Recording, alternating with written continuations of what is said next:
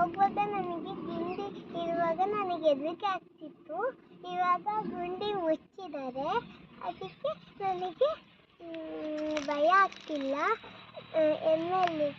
ರೋಡಲ್ಲಿ ಸುಮಾರು ಅನಾಹುತಗಳಾಗಿದೆ.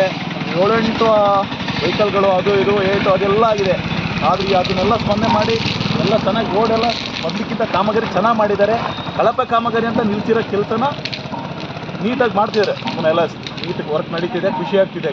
ಅದೇ ಶಾಸಕರಿಗೆ ಧನ್ಯವಾದಗಳು.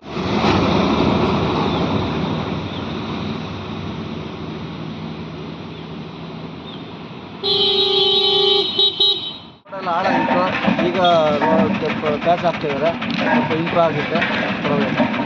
ಶಾಸಕರಿಗೊಂದು ಧನ್ಯವಾದಗಳು.